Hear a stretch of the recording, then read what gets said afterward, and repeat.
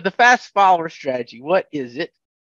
The fast follower strategy is where you do not believe you need to do a lot of voice customer work. You do not need to do a lot of technology development. You don't even need to do a lot of building your capabilities for product development. More so as you're really going to sit back, you're going to watch the market, and you're going to follow the best of the best. And you're going to do better than they are at whatever their strategy is.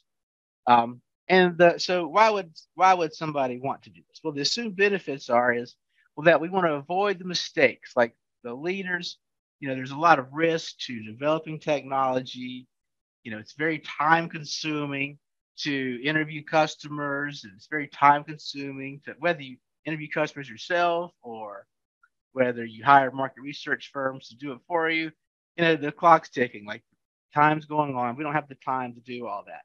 And so instead of placing all those bets, making all those investments, the idea of the fast follower, which, by the way, it has a lot of appeal amongst, I'll say, a lot of academics have write about this a lot, but they say you want to avoid those mistakes of that leader and avoid all that investment. I will say there's a lot of CFOs, like financial folks, that also, they're seeing all this investments in technology, investments in understanding customer needs, et cetera. And they're like, well, that's really wasteful. We did all that work for this project. We didn't get a return. Wouldn't it be better if we just see how the market plays out and we copy the best of the best? Now look at this third bullet. Also, avoid having to educate customers about the new technology benefits. So that's referring to technology adoption. So this story might go something like this. If we had the technology for a microwave oven and it's 1975, right? If we're going to launch our microwave oven, we've got to educate the whole world about the benefits of this microwave oven. Or digital photography, 1998, right? When the whole world's still using film photography. We have to educate if we're launching our first digital cameras or whatever, we have to educate the world on the benefits of switching technology. So that's the other assumed benefit. But the biggest thematic thing is it's about avoiding the risk and investments involved with moving first. Now, there's if you look up, what are the supposedly fast follower examples, stories? Here's a few that you'll see. One goes Ford versus GM. This is back to the early days of auto manufacturing, where Ford's strategy was low cost. You can have a Model T in any color you want as long as it's black, that kind of thing. And then GM had some success after that, sort of building on what Ford had done with more colors, more designs, and whatnot. But the flaw with that as a knock against Ford is Ford's still done pretty well. And it was actually pretty easy once Ford already had their capabilities to build low-end vehicles. It was not difficult at all for them to modify their factories to adopt for colors and whatnot. So it's sort of the story with just a little bit of scrutiny doesn't hold up. The next one is MySpace versus Facebook. Obviously, well, maybe not obviously, but in the early 2000s, MySpace was a website where you set a profile and could connect with friends and whatnot. And as of today, it's 2022. MySpace, I don't believe it's around, but this, it's like, well, look what Facebook did. The story, excuse me. Story goes that Facebook, watched that and copied MySpace and was able to create this better platform. The only problem with the story is it's not true. Facebook started out as something called Face Mash at Harvard, which girls were compared. Which one's the hotter of the two girls? And it just evolved it evolved from that to a way to connect students within Harvard, to something to connect students in Ivy League universities, ultimately to just connect anybody with an email when they made that address. So it really evolved. There was not this, hey, let's go after MySpace. So that the story is just not true. Now, Apple. So that maybe this is maybe even a more interesting example. So if you go back to around 1997, there were plenty of MP3 players. It took a little bit of work, but if you could, burn the music off your CDs. You can figure out how to get that music on your MP3 player. Then the question within the story goes, the fast follower story goes, well, see, look what Apple did. They looked at that, and then they innovated around it, and they solved all the difficulties of downloading music. Now, that part is true, but I have a little unique insight into how that's really not the story. Here's that unique insight. In 1999, I worked for a startup company called well, it was a fund. There's a fund called Fusion Ventures. One of their companies I worked with internal is a company called Next Audio. It's 1999. Next Audio.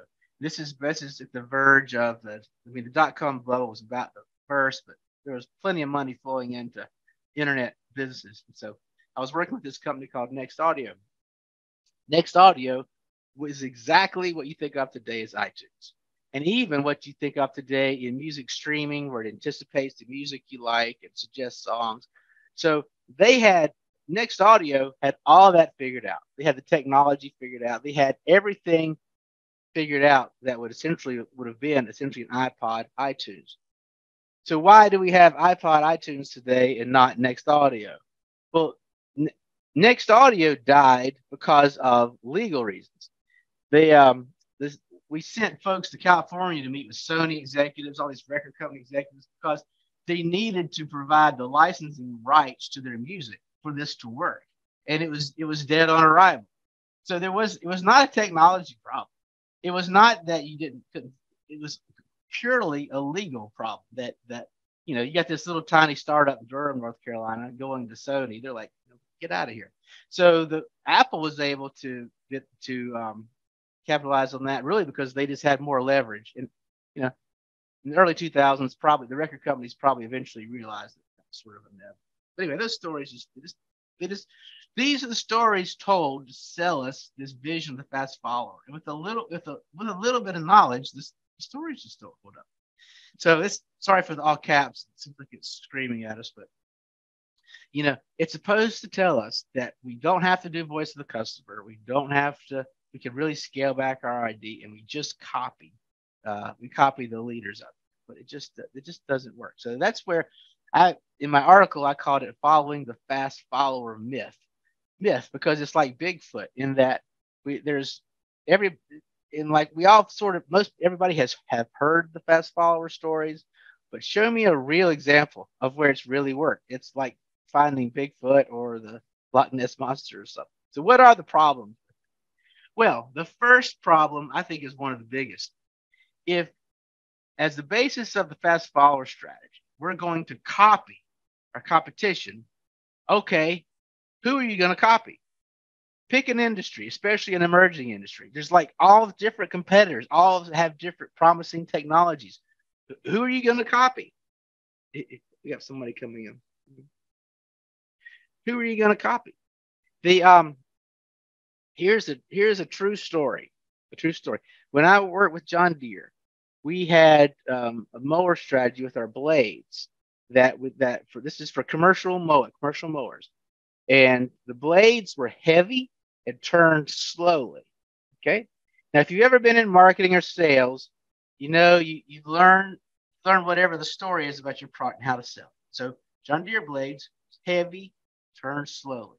Now, our competition at the time was Toro and Exmark. I'm sure that's still John Deere's competition. But they had a different blade strategy. It was the opposite.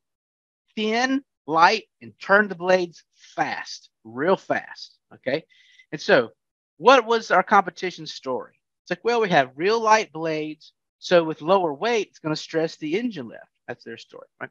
And by turning the blades faster, it's going to cut the grass better. It's going to cut the grass a lot better. And when it throws it out the discharge chute, it's going to throw it further. So that's the story our competition was telling. Now, how did we sell our slower blades? Well, we turned the blades slower. That's going to create less wear and tear on the engine. And with these heavier blades, it's going to have a lot more momentum. So it's going to cut the grass better. So you have these opposite strategies: heavy blades turning slower, light blades turning faster, both touting the benefits with these opposite products. Now, being on the inside here at the time, when we're selling against those fast blades, it's like, wow, I really think our competition has a point there. And so, sort of in secret, we started developing this lighter, faster turning blade. Okay. At about the time that blade launched, where now we had this faster, lighter blade, guess what? Our competition, that same competition, they launched a heavier, slower turning blade. So if you're following me, we copied them, they copied us. With this, so all of a sudden we're selling from the opposite perspective. It's one of the funniest things I think I've ever seen. But it illustrates that in any look, if you've been in innovation, who do you copy? What do you copy? That is like a big problem. And that's why you still have to understand customer needs. You still have to understand what's important to them. If you don't do any voice of the customer, you have no idea what to copy. Now, with companies that do claim to be fast followers, in my experience, what they really are slow followers. They're slow followers. If you really truly were going to ramp up your business to be a fast follower, that means like you almost have to have sort of like custom manufacturing. You got to have your system designed to be flexible to pounce. If you see your competition has changed, you got to be prepared to move quickly. Is that the case? No, of course it's not. And the other thing is, one thing Voice of the Customer Insight does is it helps you to move more quickly. If we're on a new product development team together, let's just take that mower example, and we're trying to innovate this mower blade. We're talking about discharge and speed. If we are arguing about this fast versus slow, about this versus that, guess what? The whole project is at a standstill. It's not moving, and it's not moving. We're having these disagreements because of uncertainty. We have uncertainty because we haven't done our voice of the customer work. When we spend the time to understand the customer, the whole system goes faster, and that is something very few understand. I can't tell you how many times I've heard we don't have time to understand our customers. We've got to get started with this project. And it's like the basketball coach, John Wooden, one of the most successful college basketball coaches of all time in the U.S. He said, well, if you don't have time to do it right, when will you have time to do it over? And that what 100% applies here. All right. So some other problems with it.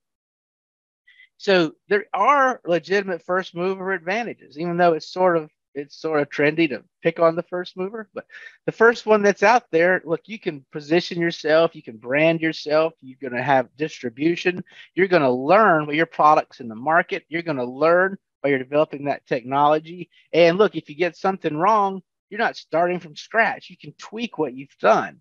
There's certainly something to be said for staying agile and being able to move, but without having moved at all, sitting on the sidelines, it's a total fantasy that a company can just jump in and make up for all the learning, all the knowledge that a company has acquired while developing that first iteration. And a lot of the so-called the fast follower, I think it comes out of where we see a market leader fall away, like in the U.S., Blockbuster Video. Like you see a market leader that completely owned the video rental space in the late 90s. But yet they're gone. Like they went bankrupt, they were killed by Netflix and now streaming. But all that means is they squandered their advantage. That means but that doesn't mean they didn't have an advantage, right? If they had acted more quickly, if they understood their customers' needs. Look, Netflix was interested in the customer need that people were dissatisfied with the return policy on videos. If Blockbuster was a little more in tune with their customers' needs, they could have acted on it first. So just because a company did not take advantage of their first mover advantage doesn't mean that it didn't exist. So if your company still say, you know what, we still insist on being a fast follower, well, guess what? It's imperative. As part of that, you have to have a robust voice of the customer program. You have to have excellent insight on what your customer needs. Otherwise, you will not be a fast follower at all. At best, you'll be a slow follower, probably not a follower at all. And then there's just that article. So for some more of my musings on it, just Google fast follower strategy. It's the funniest thing to me how this article ranks number 2 for that term, because it was not written out of any great SEO strategy. It was just written out of irritation when I thought somebody said something that wasn't the best. And one last thing, who was the coach that you quoted there? John Wooden, John? UCLA coach from won all those national championships in the 60s and 70s, maybe even earlier than that. Yeah. Yeah. If you don't have time to do it right, when will you have time to do it over? Yeah. I like that. I wanted to double check that because I may use that on my signature line going forward, because it is a good one. That is very good. John Wooden, very quotable fellow. Yeah. All right. Well, thank you very much. Yes, sir. Have a good week. You too. Right. See you. Bye. Bye-bye.